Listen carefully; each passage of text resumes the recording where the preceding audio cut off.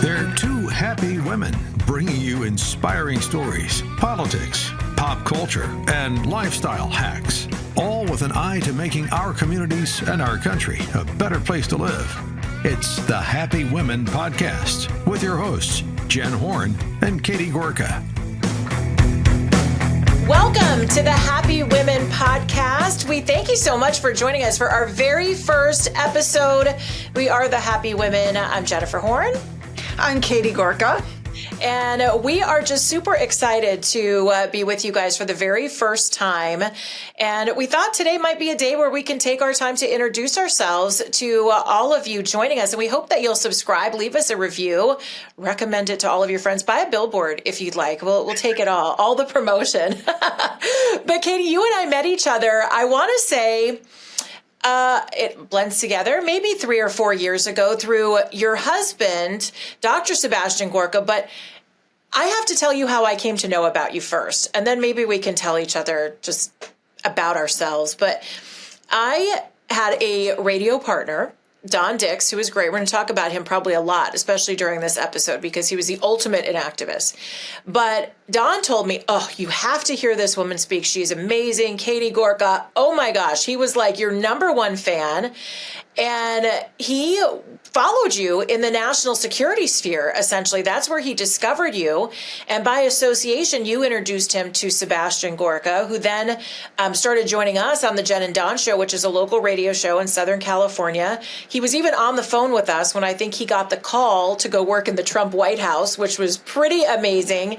And he, of course, went to go do Trump. Now he's at Salem Radio himself. We connected finally in person, but your reputation had preceded you in my mind because I looked up to you so much just via what Don had told me about you and your work keeping the country safe. So that's where I first learned about you, actually. Oh, I love that story. Don was such a special guy. He was kind of one of those heroes, the kind of person that you and I admire so much because he was basically doing what he could do to make things better in his community. So he used to do, what was it? Did he do in person or phone calls? I just remember calling in and speaking to a group that he had. That was Town Hall Central, actually. That was something he created during COVID because, you know, a lot of people, and maybe some of you, if you were activists or if you even just were a member of a Republican women's group or the Lincoln Club or whatever these individual groups are, they all came to a halt during COVID. Nobody was meeting. And so Don thought we can't lose momentum. So he came up with the Zoom Town Hall, which he called Town Hall Central, to keep people engaged and active. Yeah. And then very sadly, he passed away, very sadly and unexpectedly, right? We lost him a couple of years ago. And I don't think California has ever been the same since Don was one of the few people that could unite the establishment and the grassroots. And I think that's what we struggle with, particularly, I mean, across the country for sure. We've seen changes made at the RNC, but in California, we are at odds with each other as the Republican Party. And it seems like we don't win when we're busy at odds with each other and not focusing on the Democrats. Okay, not to get away from our personal stories, and we'll come back to that, but I just have to pick up on that idea because it's such an intriguing idea. I mean, I'm seeing something a little bit different here on the East Coast. So, as you know, I recently became chair of the Fairfax GOP, and I feel like that division between sort of the MAGA Republicans and the establishment Republicans, I think that those divisions are kind of blurring somewhat. Good. I mean, I know that we had a lot of people here that wanted, you know, that voted for Nikki Haley in the primary, but, you know, it's passed. Trump is our nominee, and I see the two sides working together a lot more here.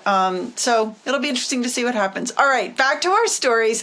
I need you to tell the story of how you got started in radio, because this is one of my favorite stories. Child slave labor. No, I'm just kidding. So I actually, you know, I came into this. There are so many people in the talk radio world that come into this either from activism, or maybe they used to run a campaign, or they were a press secretary or whatever, and they kind of fall into talk radio. But radio was sort of my passion, or at least our family's passion. So my dad, Mike Horn, who has been in radio for a long time, I'd like to say 50 years, probably more than that, and always loved radio. Even as a kid, it was his dream to be on the radio, and he did. He worked in radio all throughout my childhood, but every couple of years, stations would get sold, and he'd be out of a job, and he'd have to restart again. And so he was very entrepreneurial and came up with an idea for the company that I still help him run today. It's called CRN Digital Talk Radio.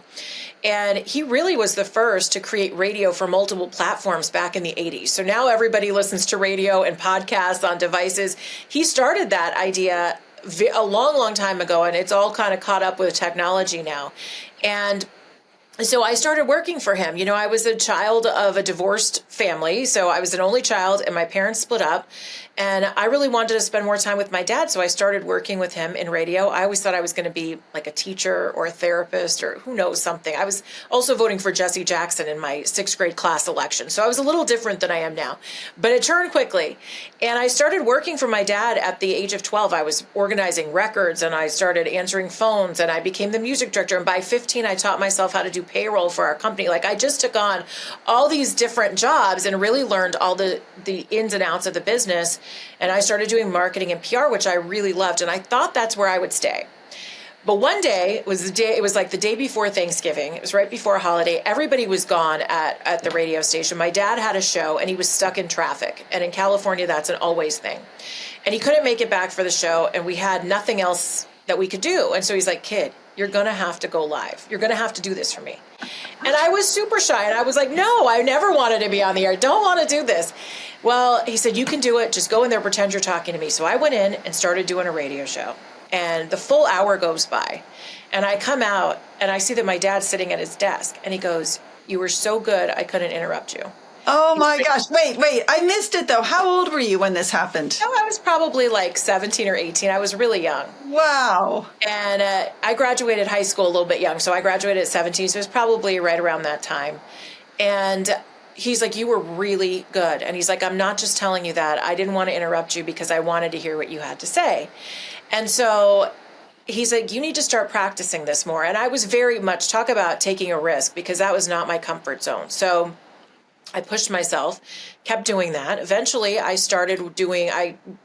got hired by Doug Steffen, who had the Good Day program, and I started doing morning radio where I'd have a studio in my house. I get up at 3 o'clock in the morning, and I was on the air from 3 until 6, and I would do this morning show that was nationally syndicated, and I was his co-host. And eventually, then kind of just moving forward a few years on, I met Phil Boyce, who is our vice president of programming at Salem. And he said, "You know, I might have an opportunity for you in Los Angeles." And I didn't get that job, actually, but I started filling in. And I got connected with Don Dix, who I just spoke about, and started doing another show, the Jen and Don Show, which started in 2016, I want to say. 2015. And I was one of the only people at the station at the time who saw the appeal of Trump. And so they actually brought me into the morning show that they had here, the Morning Answer, because no one else was really on board with Trump at that point. And I was like all about it from the moment he came down the escalator. And so they had me on to give that perspective because people were hungry for it. And somehow things just started working, and I ended up hosting that show and the Jen and Don Show for years until Don passed. And now I carry on that show as the Inland Empire Answer, but I've been hosting the Morning Answer since officially 2016, the election of 2016. And it's grown in different variations, and now I host alongside Grant Stinchfield on AM 870 and AM 590, The Answer. And through that time, connected with incredible people like your husband and you, and we connected to create this podcast. And just real quick, because this is not just talk radio love for me, Don Dix really connected me to activism. And I got a lot more involved, and I started speaking to a lot of groups, talking about strategies to connect people and to win in California, because we're thirsty for it. We're in a state that is so blue. And so this has become sort of a passion project of mine, is to figure out, we're not going to flip California overnight, but we can focus on these incremental victories and on the people who are making real change. And that's really why I'm here today, and I'm so excited about it with you. One last question. How much radio do you do in a day? It could go anywhere from, usually the minimum is 4 hours, but my record is 9 hours of radio. And And I guess that would be some of the times that you sub for Sebastian, right? Exactly. So you do 3 hours of that, 3 hours of the morning answer, a couple of hours of recorded shows, and there you go. It can add up. But you know what? I truly love what I do, and that's why I think it's important. We talk about happy women. I'm so blessed to be in this position and to have people want to listen to me or to listen to you. And I think we have a responsibility to use that for good. So that's why I'm here. And that's what motivates me every single day to get up and get in front of the microphone, even at 4 o'clock in the morning. Amen. I love that story. Now because you have mine's very straightforward radio, but you have really dabbled in so many different things in your life. I love it. Yeah, I've had a weird and winding path. So it's interesting because some things we really share. So, I share the fact that my parents also got divorced. They were 9 and 10 when I was 9 and 10 when they got divorced. I adored my dad. I would have loved to have worked for my dad. So he had a rolling steel door company. And I just still remember with such fondness getting to go visit him there and to see the factory floor. Sadly, he died at the age of 64 from colon cancer. So, yeah.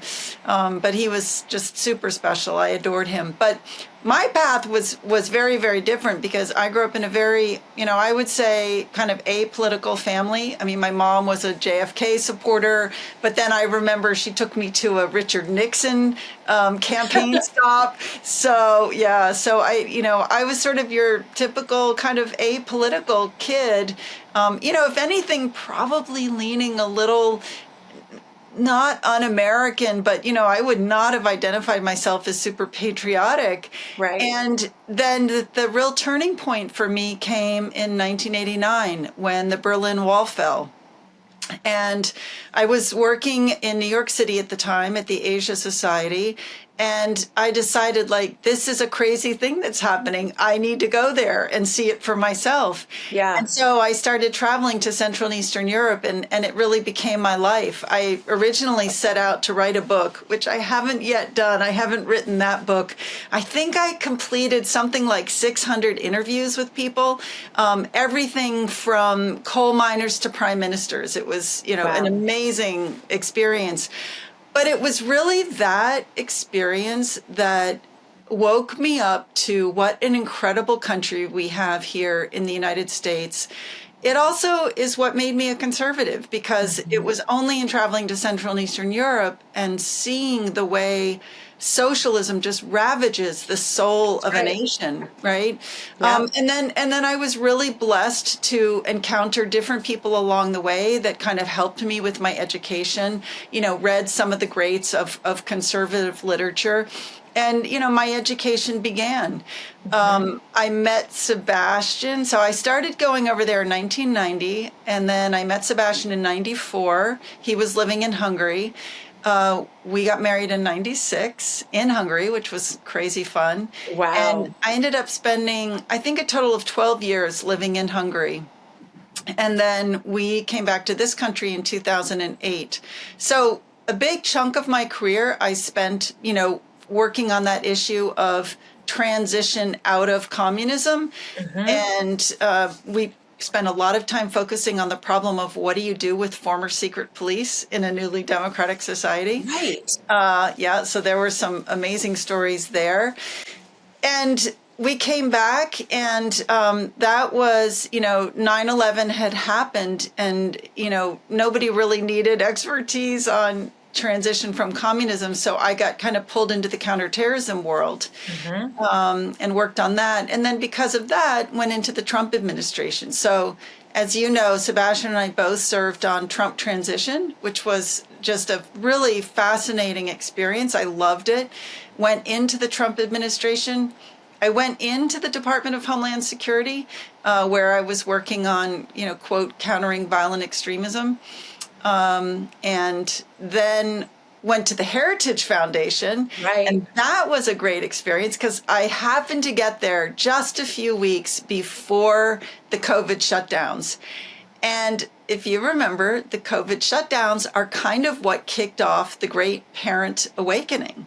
That's it. it hadn't been part of the job description, but suddenly I got pulled into traveling around the country working with all these nascent parent groups. And I would say that's what got me really interested in, the kind of the groundswell, the local activists. And, eventually I decided to leave Heritage. Well, for one thing, because I had a book that I wanted to write, which, as you know, just came out, Next Gen Marxism, What It Is and How to Combat It. But the other reason I left was because I realized that the problems that we're facing right now cannot be fixed from Washington. So I, 100% believe that whoever's in the White House has a very big impact, but they can't fix this. We have to fix this in our own communities. And so when I left Heritage, I said, I'm going to do two things. I'm going to write the book, and I'm going to get more involved locally in politics. And so, I started just little by little getting involved with our local GOP. The things that people typically do, like being a poll greeter, or, eventually I became an election officer. And then this last local election, I ran our big Get Out the Vote effort for door knocking in my district. So then finally my big step up is just, I think 2 weeks ago now, I was elected to be chair of the Fairfax GOP. And yay. And it is just so interesting to tackle this problem. I mean, Fairfax is very much like California. We are, I would say, 65% Democrat, even 70% Democrat, 30 Republican. So we've got a long uphill battle. But I believe, as you do, that common sense is going to prevail. And if we just really fight the ground game now, we can win this. And I think it's also about telling people what to do. Just after 9/11, it was so life-changing, I think, for us. I was, 20 when 9/11 happened. I was very concerned about what was going to happen. And it was the first time I think many of us felt really vulnerable. And so I actually, at that point, jumped into politics. I registered. I was always pretty political. My background, my mom was a Republican when she married my dad. My dad was a Democrat. But about 12 seconds in, they swapped. And my dad is a hardcore Republican now. My mom is a hardcore Democrat. I always kind of use her as my barometer when I'm thinking about liberal thought, because I love my mom. We have a great relationship, but there's not much we agree on politically. But I registered as a Republican at 17. I voted. I've never voted for a Democrat candidate for president. I have voted for Democrats in local office. I think that's important. We don't get paid by the party. We should be voting for people who can make the biggest change. But after 9/11, I started volunteering for George Bush's campaign. I started walking precincts on election day. I started door knocking, which is a very difficult job. I know that you've done it too. It can be very rewarding, but it can be very scary and intimidating. But what was disheartening for me is that at that point, I decided to, Young Republicans had a group in Los Angeles. And I thought, I'm going to get involved with this group. Well, there were like 4 people in the Young Republicans in Los Angeles. And I thought, all right, well, I'm going to take this upon myself to try to grow it. And what happened was I really ran into a lot of brick walls and I couldn't. And so I think what I hope we can empower people with as part of this podcast and as part of just our passion when we want to talk about getting involved is tell people how to do it. Because I think at that point in my life, now this me, 20 years later is going to dig around. I'm not going to take no for an answer. I'm going to push through a lot of doors. But I think it's really important that we help people figure out how to do it, because there are people that want to help and want to do more, but they just don't know where to begin. And, we all have limited amounts of time. Where is our time going to be most useful? And that's what I think is really important too, is inspiring people to try to figure out the best way that they can make an impact too. Yeah, no, I love that. And it's been, for me as well, it's been such a learning experience. You think that you're so incapable of doing these jobs, right? You're like, I'm not an expert. I remember one of the sort of most poignant moments for me was the first time I volunteered as an election officer. And it is a crazy, complicated process. I mean, closing out on election day is kind of insane. It takes about usually a good 2 hours, right? Because there's a lot of paperwork, a lot of everything.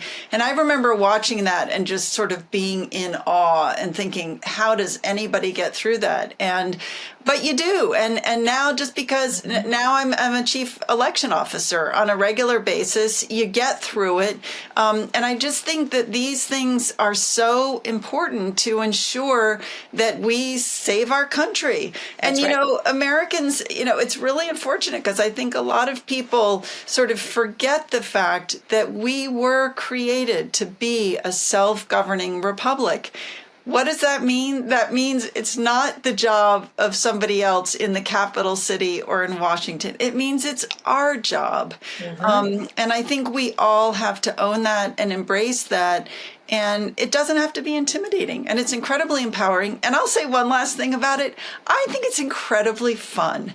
You know, I will tell you, when in my long, long career working in national security, working in the administration, working in DC, it was exciting and everything, but I had no ties to my community. Like, I'd come home at the end of the day and it was, me and Sebastian and the kids, and I really wasn't connected to the community. One of the funnest things for me about doing local politics is I have made so many friends. I have connected with so many people. And I will say, because, one of the things, as you know, is I also sit on the board of our local community center. Right. That's not Republicans. So I've gotten to know people from all aspects of the community. And I love that. I think it has so made me a better person. It has made me a happier person. And I think that's how we heal our communities. Yeah, and I think people connect with us through humanity rather than political platforms. So let's jump into it, because there's something that I say all the time, and that is that things are so important right now. We're at such a critical point in our history, and we're living through such a critical moment that I think all of us have to be active players in the process. I say we can't just sit on the sidelines anymore. Apathy is what will kill our country, and we all love our country. I think we all I believe anyway, that America is more American ideals basically are the answer to our problems. They're the solution. A lot of people, I think, might think that they're the actual problems, but I think more American principles actually fix them, more freedom and more free market. But I think we can't close our eyes anymore. We have to be part of the process. And I have noticed, particularly in California with women, especially, and men too, we don't want to say a lot because we don't want to lose our job. We don't want to get our car scratched. We don't want to call attention to the fact that we might believe differently than the main, or at least what we believe is the main. And so I think the first thing that I tell people is don't be afraid anymore to talk about from your heart what you believe in. And you don't have to be out there looking for a fight. You can be completely happy, but you can be an active participant. And you don't have to hide what you really feel, because like you're saying, you connect with your community. It doesn't matter where they are politically. Somebody's going to say, oh, I heard this from Katie. And maybe you're going to change a heart. Maybe you're going to change a mind because you've been open enough to speak what's on your heart and your mind. And so I really feel like that's like step number one when people say, how do I get involved? How do I make meaningful change? Don't be afraid to tell people who you are. And it doesn't have to be in a mean and nasty way. And I really love asking questions too, finding out like why my mom loves Joe Biden, why my mom loves Hillary Clinton, why she doesn't support some of these parents' rights groups. Because once you start talking things through, you realize you can actually find some common ground every once in a while. Yeah, I think in a lot of instances we are not as far apart as you might think. But I agree, I think that too many of us on the right have allowed ourselves to be bullied. I mean, I remember driving home one time and I think I had a Trump bumper sticker on my car, and somebody came by and just flipped the bird at me just because of that, which really shocked me. But the more we stand up to it, I think the more we stop the bullying, right? Bullies just love a person who rolls over. Yeah. And I think we've allowed ourselves to do that. I mean, I think about, how fearful people are. Even myself, right? To put the Trump yard sign in my yard. Mm-hmm. And I finally decided, no, I'm not gonna be, what's the word? Like, I'm not gonna be bullied. I've got the Trump yard sign out there. And I think the other area where I think it's so important is that, people don't want to put a target on their kids' backs. That happens all the time too. Yeah, yes. I hear that from a lot of my mom friends. Exactly. And so they don't want to challenge things that the schools are doing.